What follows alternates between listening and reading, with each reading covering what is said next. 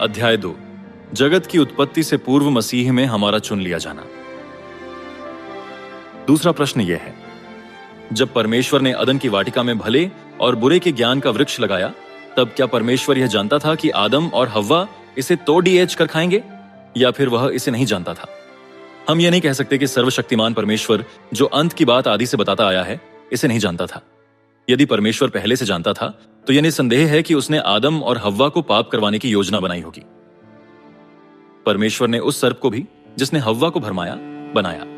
यह परमेश्वर की योजना थी कि उस सर्प के द्वारा आदम और हव्वा भरमाए जाएं और भले और बुरे के ज्ञान के वृक्ष में से खाएं। वास्तव में जगत की उत्पत्ति से पहले मसीह में इन सब की योजना बनाई गई थी। कुछ लोग सोचते हैं कि आदम के पाप करने के बाद परमेश्वर ने उद्धार की योजना बनाई, परंतु उद्धार की योजना आकाश और पृथ्वी की सृष्टि करने से पहले ही बनाई गई थी। जैसा कि लिखा है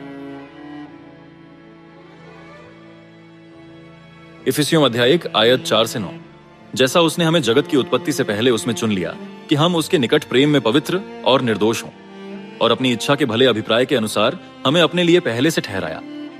हमको उसमें उसके लहू के द्वारा छुटकारा, अर्थात अपराधों की क्षमा, उसके उस अनुग्रह के धन के अनुसार मिला है। यदि हम इस तथ्य पर ध्यान दें कि परमेश्वर ने अपने उद्धार पाने वालों को जगत की उत्पत्ति से पहले मसीह में चुन लिया, तो यह निश्चित है कि आदम के लिए मरना पहले से नियुक्त किया गया था। हमें पाप के मूल के विषय में टुकड़ों में नहीं पढ़ना चाहिए। जब हम आदम के इतिहास के बारे में उत्पत्ति का 2 और 3 अध्याय पढ़ते हैं, तब हमें उन्हें यशायाह अध्याय 14 आयत 12 से 14 और यहेजकेल अध्याय 28 आयत 11 से 17 के साथ जोड़कर पढ़ना चाहिए। तब हम भ्रष्ट स्वर्गदूतों और मनुष्यों के बीच के संबंध को ठीक से जानेंगे। आदम का पाप अच्छी तरह से बताया गया है कि इंसान उसे आसानी से समझ सकें, और यशायाह और यहेजकेल की पुस्तकें हमें सिखाती हैं कि कैसे स्वर्गदूत भ्रष्ट हो गए और कैसे उन्होंने पाप किया। वास्तव में उनके पाप आदम के पाप के समान है। यशायाह की पुस्तक प्रथम पापी के परमेश्वर का विरोध करने का कारण और उसकी मानसिक प्रक्रिया के बारे में बताती है, और यहेजकेल की पुस्तक प्रथम पापी के मूल स्वभाव और पद के बारे में बताती है।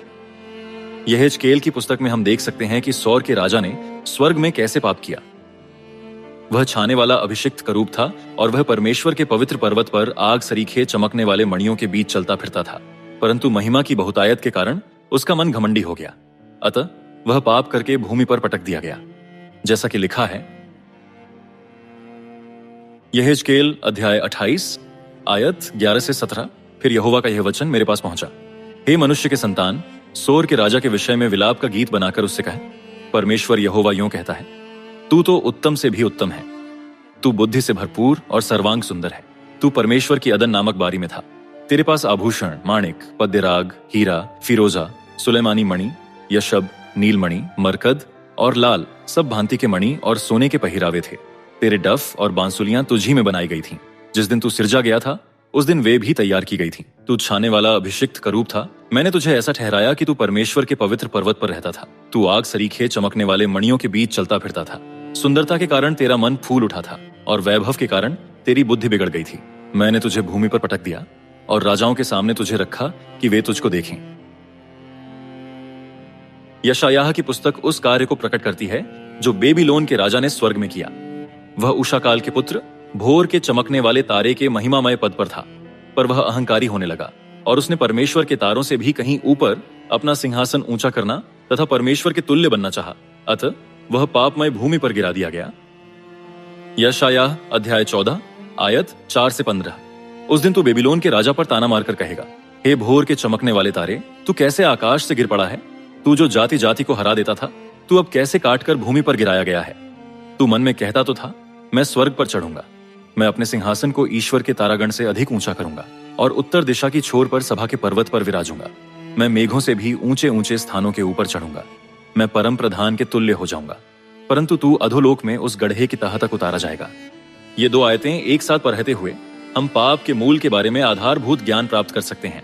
इन 2 आयतों के द्वारा जो हम समझ सकते हैं वह यह है कि ये दोनों घटनाएं सभी लोगों का प्रातिनिधिक उदाहरण है, और हम इसे भी समझ सकते हैं कि असंख्य स्वर्गदूतों ने पाप किया, जैसा कि लिखा है